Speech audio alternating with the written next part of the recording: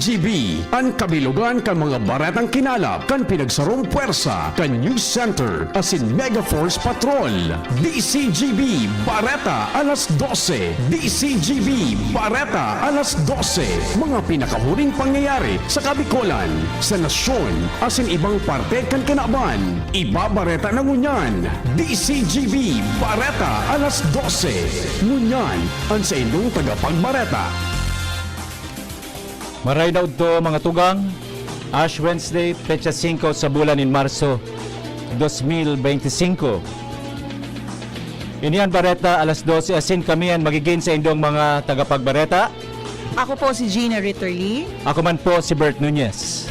Headlines asin darakulang mga bareta sa lado lokal. Civil Service Commission Bicol nagpagirumdum sa mga empleyado kan gobyerno manungod sa mga dapat asin day dapat gibuhon sa panahon ng eleksyon.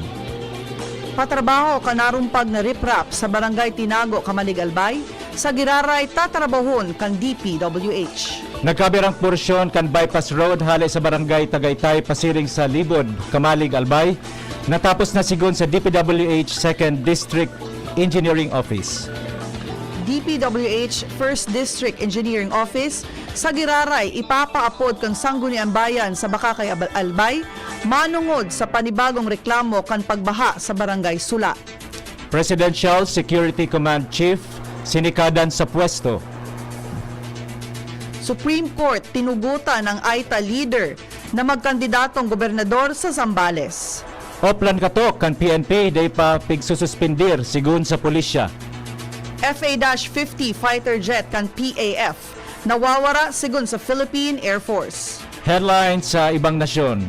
Kondisyon ni Pope Francis mantinidong estable sigun sa Holy See. Filipino-British Hannah White huminakot nin 12 na medalya sa 2025 Fobisia Games sa Thailand.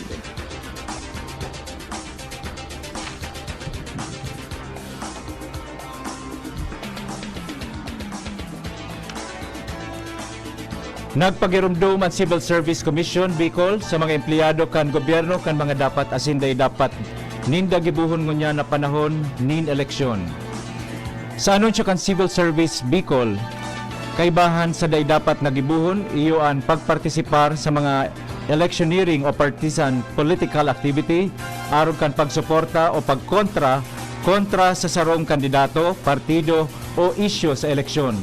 Day maninda day pwede sinda magsabay sa mga gigibuhon na rally, bawal magsulog asin magsabay sa distribusyon nin mga campaign materials, paggamit nin mga government resources para sa mga aktibidad kang kampanya o kampanya, maging poll watcher para sa sarong kandidato o partido, asin gamiton ang posisyon para impluwensyahan ang mga political na desisyon o aksyon kaniba. Sigun sa ahensya, pigtutugutan ninda ang mga empleyado na inganyaron ang pagpaparehistro kan mga botante asin pagpartisipar sa eleksyon asin ang pagpahayag nin personal na opinyon manungod sa mga pulisiya na dai nakakatabang o nagsusuporta sa siisay man na kandidato.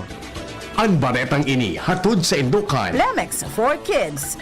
Mommies, agapan agad ang ubo at plemang nakabara. Pambatang lagundi. Plemex! Dodoblehon ang patrabaho kang narumpag asin nasinsilyo na riprap sa pamitisan kang Kituinan Hills sa Barangay Tinago, Kamalig, Albay. Ini ang lockdown nagigibuhon kan Department of Public Works and Highways makalihis na bisitahon ang proyekto kasuhapon. Sa informasyon na natipon kan DZGB News, poko mas o menos alas 6 ng banggi kan Lunes, Marso 3, kan nakamati ang mga residente sa Ranidigdi nin makusog na tanog nin pagrampag asin nakadiskubre ang nagabang estruktura na may sukol na 4.5 ang langkaw asin 50 metros ang halaba. Sa pagkipagkuhuron kan mga nagtatrabaho digdi, pigtutubudan na dahil sa pag-uuran kang nakalihis na aldaw, naging saturated na ang daga digdi dahilan para magaba ang riprap. Ang baretang ini hatod sa indukan. Red Horse Extra Strong, the #1 extra strong beer in the world. Natapos na ang patrabaho kan nagkapirang seksyon kan bypass road halay sa Barangay Tagaytay, pasiring sa Barangay Libod kan Kamalig Albay. Mantang ang ibang porsyon na nasa proseso pa ang negosasyon para sa right of way.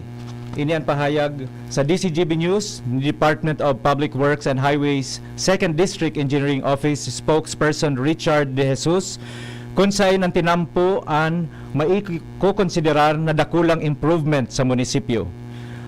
Mabebenepisyuhan kaini ang mga paraoma dahil sa makaskas ng maitatransportar ang sa indang mga produkto. Asindugang na atraksyon sa lado kan turismo dahil sa magayon na view kan Bulkan Mayon na mahihiling digdi. Enot naman na nagpahayag nin apresasyon ang nagkapirang mga residentes asin mga nagaagi digdi sa nasabing proyekto dahil sa dakulang kagianan sa pagbiyahe ninda. Asin maibitaran ang kabat kan trapiko pasisiring sa sentro kan Kamalig. Ang baretang ini hatod sa Indukan. Artisan Joint Supplement. Bumabagal ang galaw dahil sa joint pain at arthritis. Mag-Artisan.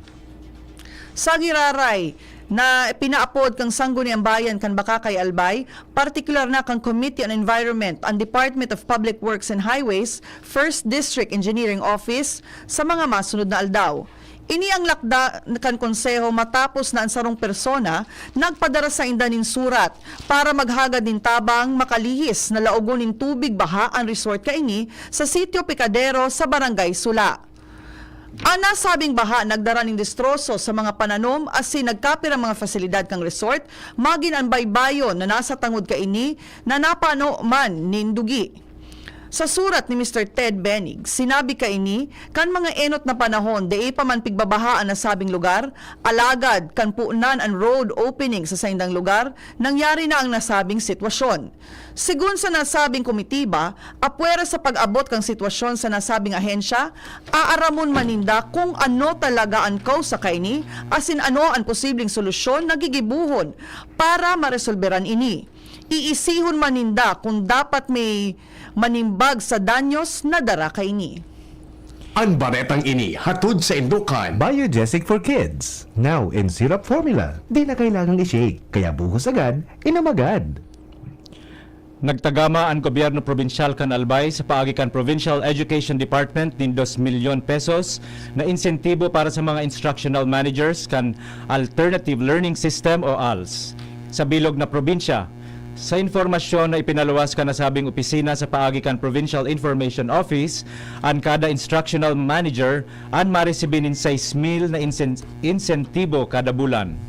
Sa presente may 25 na ALS instructional managers ang nagtuturo sa mga out-of-school youths asin sa mga community learning centers sa saindang mga barangay. Sa datos, may 2,322 na mga out-of-school youths ang presenting pigtuturoan ka na sabing mga instructional managers. Obheto kan programang ini na matawan indugang na serbisyo sa edukasyon para mainganyar ang mga dae nag-eskwela na hobenes na magbalik sa pag-aadal. Ang baretang ini hatod sa Indukan. Plemex. Pag may ubo o hika, Plemex agad. Basta lagundi, Plemex. Inaprubaran na kang Sangguniang Panlalawigan kang Albay ang resolusyon na ipigpresentar kang Department of Social Welfare and Development Bicol kasuhapon sa regular na session. Panahon ng pagkilos ang Philippine Community Resilience Project. Sa paliwanag ka nasabing ahensya, obheto kan programa ng pakusugon ang kahandaan kanlambang miyembro kang komunidad sa mga munisipyo asin sa syudad kang nasyon. Ang proyektong iniimplementar ang anom na probinsya kang rehiyon, alagad may mga kriteria na dapat sunodon para maalukaran sindanin fondo. Kaibahan digdi ang presenteng poverty incidents, environmental hazards, stunning rate kan mga aki na may edad 5 anyos asin ang presenteng indigenous population sa saindang lugar.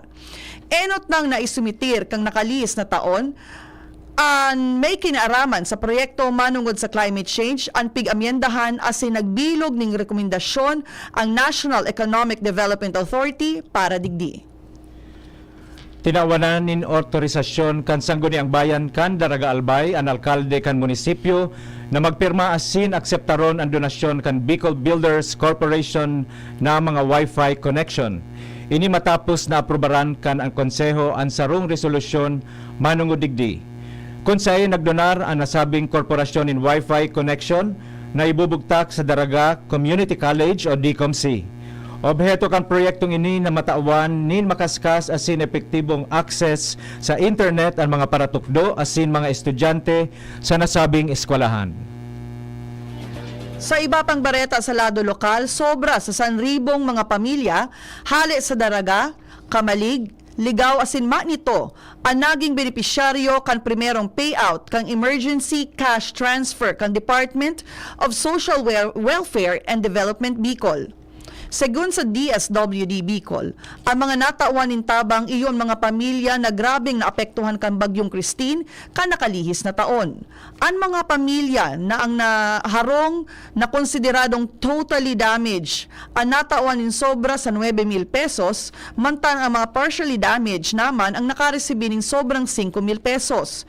Ipinaliwanag kang ahensya na ang inisyatibo may katuyuhan na matabangan na makabakalkin mga pangangaipo ang mga pamilyang apektado kan kalamidad.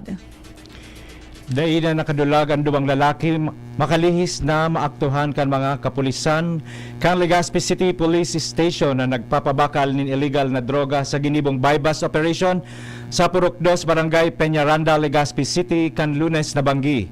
Sa informasyon na ipinaluwas kan Hepatura, ang mga suspek na midbidan na sinda alias Chick, 30 anyos, Warang Agum asin si alias Jeff, 21 anyos, tricycle driver asin parehong residente kan Barangay San Roque, Legazpi City.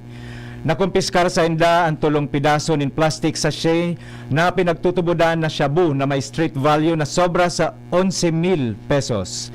Sa presente ang mga arestadong persona ang nasa kustudya kan Legazpi CPS asin nakakahampang sa sarong o kasong pagbayular sa RA 9165 o Uncomprehensive Dangerous Drugs Act of 2002. 4 na personang imbuelto sa iligal na burulang o tupada ang nadakop kan mga personahes kan Daraga Municipal Police Station kan nakalihis na aldaw. Sa informasyon ay piniluwas kang Hepatura, saro sa mga nadakop na sospek ang nagbalo pa na magkuakan sa iyang kalibre 45 na badil na nakasukbit dahil para tulos siya mapusasan. Nakuha sa indang posisyon ang nasabing badil na may sarong magazine na kargado ng anom na bala, mga kwarta na ginamit pang pusta, asin mga gamit sa tupada. Ang mga arestadong persona na mga residentes ka munisipyo kang Juvellar asin Daraga ang presenteng nasa kustudya ka nasabing Hepatura para sa magkanigong disposisyon asin dokumentasyon. Mga tugang primerong party po iyan kan sa tuyang Bareta alas 12 sa Bareta Nyato sa Lado Nasyonal, ibang nasyon asin iba pa pagkatapos kay ni. Sa tercer distrito, maugmaan mga tao sa imong pagserbisyo, Congressman Didi Cabredo. Asi sa inkaman magduman, madaling ranihon maaasahan. Para siratid sir o driver ka man, estudyante simpleng tao tinatabangan. Kung Didi Cabredo, salamat po sa inyong marhay na pagserbisyo. Kung Didi Cabredo, tunay na progresibo ang tercer distrito. Pre, makinig ka muna. Payong kaibigan lang ha. Work hard, play hard. Yan ang motto ko dati. Pero nakakapagod din pala katagalan. Sa gitna ng lahat ng mga puyat, inom at pagkain ng masasarap, kasama na ang oily at fatty foods, kailangan pa rin bantayan ang kalusugan. Tamang kontrol ang kailangan. Katuwang ko, ang Liverade. May silimarin na maaring makatulong protektahan ang atay. Cheers to more good times. Be a liver lover. Mahalagang paalala, ang Liverade ay hindi gamot at hindi dapat gamitin paggamot sa anumang uri ng sakit. Ang good drinks at good food, perfect combo. Isama pa ang Liverade para sa kalusugan ng atay. Mabibili sa mga leading drugstores nationwide.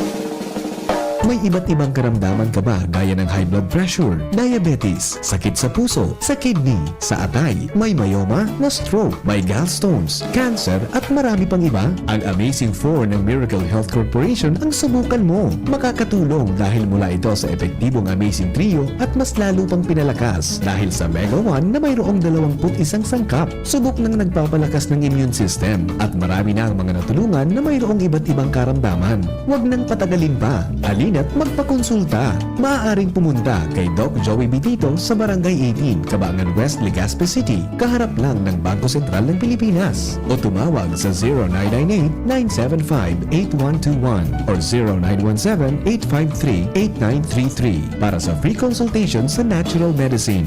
Mapapanood din ang serbisyong natural, kalusugan at bayanihan sa YouTube channel at sa Facebook page na Doc Joey Bitito. Ang numero unong kailangan sa ngayon, extra strong ka dapat para di ka mawasak ng anumang hamong ibigay sa'yo. Ang hanap ng Red Horse Beer, extra strong na tulad mo.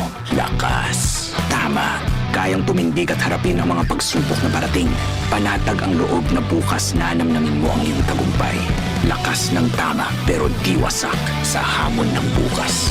Red Horse Extra Strong, the number one extra strong beer in the world. Drink responsibly. Red Horse Extra Strong, the number one extra strong beer in the world. Numero uno, tulad mo. Drink responsibly.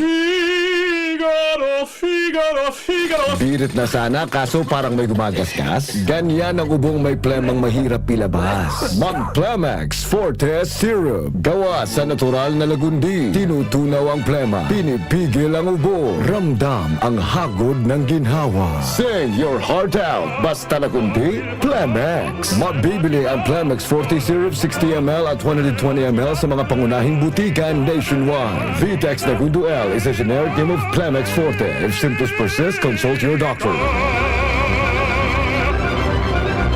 Padi, ako naman makanta. Pindutan na dyan sa pandiurag kong kansyon. Ano nga nang padi so numero kang paborito mong kanta? Oh, syempre padi. 131, ako Bicol Party List. Oh, yun pala. Dyan man nga ang paborito ko padi. 131, ako Bicol Party List. Pindutan na padi. Makanta na ako. 131, ako Bicol Party List. 131. Ako Bicol Party List. Katabang na, kasurog pa. Number 131 sa balota. Naghahanap ka nin kabalikat sa asenso at tama ang urig mo asin mag-asenso ang negosyo. May uno plus na kalidad, mag-uno plus, mag-uno plus. Sa imong mauod, serbisyong totoo, produktong garantisado. Mag-uno plus asin urig mo, ang gabat na gusto. Uno plus matabang sa imo. May uno plus na kalidad, mag-uno plus, mag-uno plus. Sa imong mauod. Sa Uno Plus, kalidad na masasarigan mo, serbisyong swak sa imo. Magbisita sana sa Uno Plus Facebook page.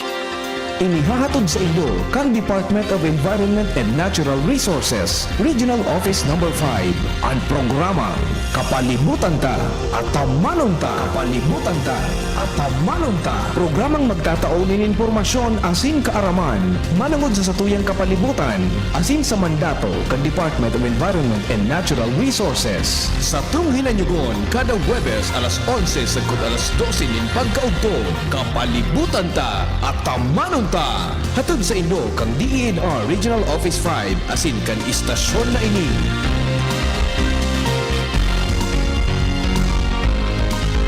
The best deals, the best savings await you at the Metro Department Store Sidewalk Sale. March 14, 15, and 16. Up to 70% off on selected items. At the department store, get additional 10% off for MRC card members. MRC exclusive bargain treats. Save as much as 50% with a minimum purchase of 2,000 pesos at the department store. At this supermarket, exclusive to all MRC and MBC members. Free gift with purchase. See poster mechanics for more details. Per DTI Fair Trade Permit Number FTEB 213154 Series of 2025.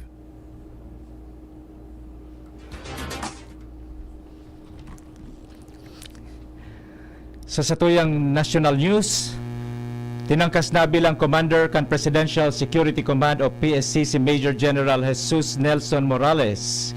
Epektibo ini kan Marso 4 sigon kay Palace Press Officer asin Presidential Commission or Communications Office Undersecretary Claire Castro. Pigdesignar man bilang acting commander kan PSC si Brigadier General Peter Borgonio. Oktubre 2023 kani-appoint si Morales bilang pamayo kan PSC na dating Presidential Security Group. Bago ang sa iyang appointment sa PSC, si Morales ang Deputy Wing Commander kan Tactical Operations Wing Eastern Mindanao kan Philippine Air Force. Ang PSC nasa irarom kan Armed Forces of the Philippines asin nagtataon nin seguridad sa Presidente, Vice Presidente kan Pilipinas asin sa immediate families kan mga ini. Sinubok ang Supreme Court ang Commission on Elections o COMELEC na ako ng Certificate of Candidacy o COC sa pagkagobernador kang Zambales kang AITA leader na si Chito Bulatao Balintay. Sinabi kang Supreme Court na inabuso ni Marhay kang COMELEC ang discretion kaini na daay tugutan na magsumitir ng COC si Balintay. Nag-file si Balintay kang COC sa ultimong aldaw kang pagsumitir kaini as in 25 minutos bago ang oras kang pagsarado. Alagad, kulang ang kinakaipuan na 5 kopya as in documentary stamps ang sa iyang COC.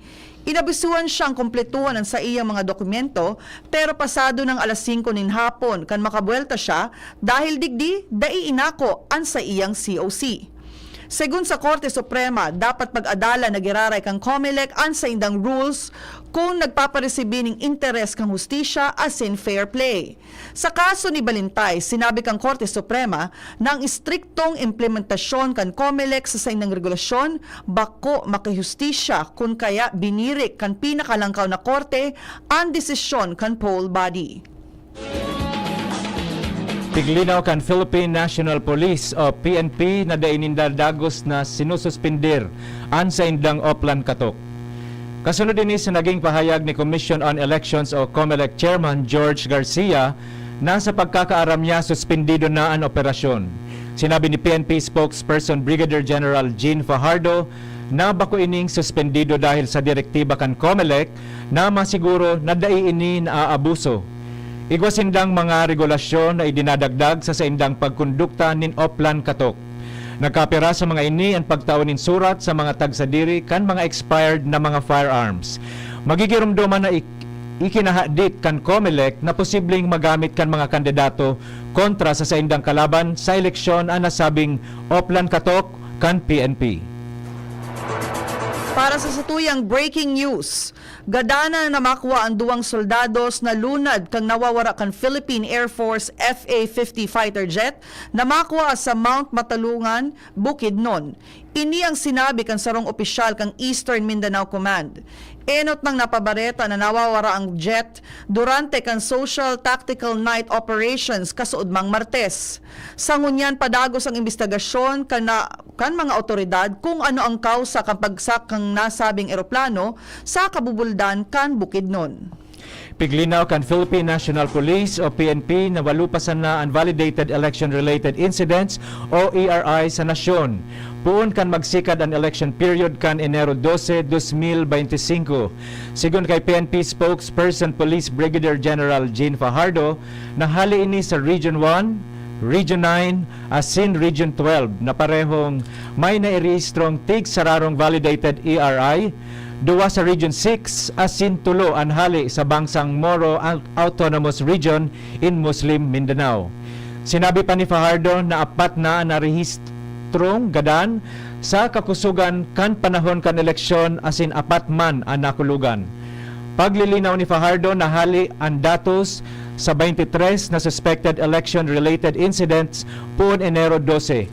Na iba man sa sinabi ni Commission on Elections o COMELEC Chairman George Erwin Garcia na uminabot na sa 29 ang ERI puon kan Oktubre kan nakaaging taon. Pigkakarkulong na sa 80 na mga Pilipino ang nakaresebe ng deportation notice hali sa mga otoridad kang United States kasabay ka mga mahigpit na kampanya kontra sa illegal alien sa bagong administrasyon. Segun kay Philippine Ambassador to the US Jose Manuel Romualdez na ang mga Pinoy na ini dai nakulong asin may pagkakataon pang areglaron ang legal nindang pagmatinir sa Amerika. Dagdag pa kang embahador na ang iba voluntaryo nang naghali sa Amerika. Mientras nang sinisiguro man kan Department of Foreign Affairs o DFA na handa ang asensya magtaon ning kinakaipuhan na ayuda sa mga Pilipinong maapektaran kang imigrasyon, crackdown sa Amerika. Magigirumduman na pinaunan tulos kan administrasyon ni US President Donald Trump ang pagpapalaya sa mga undocumented migrant kasunod kang panunumpa kaini sa pwesto kan Enero 20. Mantinidong estable ang kondisyon ni Pope Francis na naospital po hanggang Pebrero 14 dahil sa bronchitis asin pneumonia sa mag-ibong na baga o lungs. Sigun sa Vatican, day na naotro ang respiratory crisis na nangyari kan nakaaging aldaw na duwang sunod na namatean kan Santo Papa. Sinabi kan Holy See na sangunyan apisar kan day ng nanotaran na bronchospasm mantinidong reserved ang prognosis kan 88 anyos na si Pope Francis. An update, nagsisiguro man na mantinidong alertado ang Santo Papa dahil kalintura asin aktibong nagkokooperar sa iyang medikasyon. Para sa satuyang bareta sa lado ng sports, huminakot nin 12 medalya si Filipino-British Hannah White, kaibahan ang pagpasa o pag-break sa tulong record sa swimming competition kan 2025 Fovesia Games na ginibo sa Patana Sports Resort sa Conchubiri, Thailand.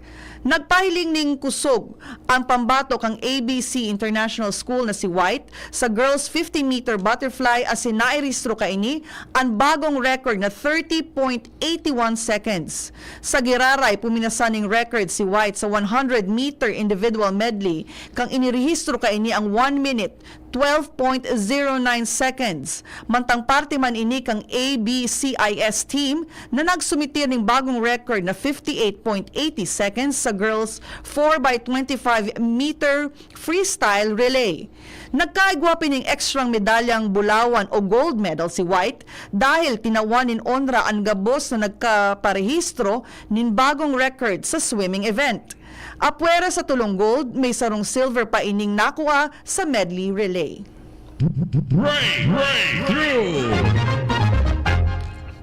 Pocket toilet ang imbensyon sa Japan na inilansar kang kumpanyang Konikawa Incorporated na pigmimidbid bilang world's smallest portable toilet.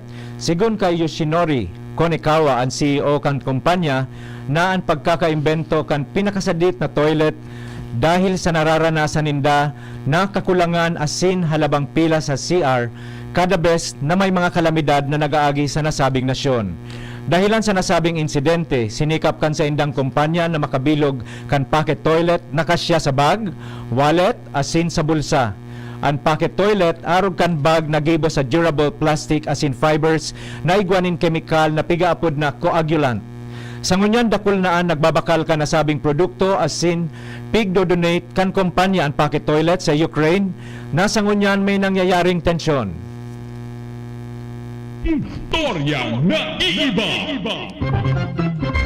Para sa satuyang special story, sarong kakaibang pag-aadal sa Japan ang nadiskurbi na gari domino effect sa pag-ihi kan mga chimpanzee. Kung mag-ihi ang saro, masunod man ang iba. Segun sa Kyoto University, pigaadalan ninda ang nasabing ugali sa laog nin 600 na oras na pag-obserba sa sarong grupo ng chimpanzees sa Kumamoto Prefecture. Sa eksperimento, nairehistro ang 1,328 na pag-ihi kan 4 na grupo ng chimpanzees. Sa pagtubod kan mga eksperto, ang magkakasunod na ihi kan mga chimpanzee ang paagi ninda para mapakusog ang pag-iribangan ninda bilang grupo as in strategy para maibitaran ang sa indang mga predators. Marso 5, 1899, kan maestablisher sa Pilipinas ang primerong simbahan kan mga protestante sa iraram kan pananakop kan mga Amerikano. Ang simbahan ang inapod bilang Central United Methodist Church o CUMC bilang resulta kan maigot na koordinasyon kan mga Pilipino asin Amerikano kan taon 1898.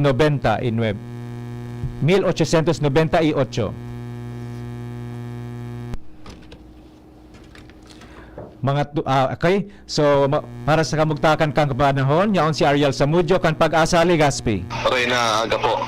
Para po sa tuyang weather forecast mo niya na aldaw ni Merkulis. Pinago sa nakaka-apekto sa tuyang nasyon ang easterlies o doro sa naghali sa dagat Pasipiko.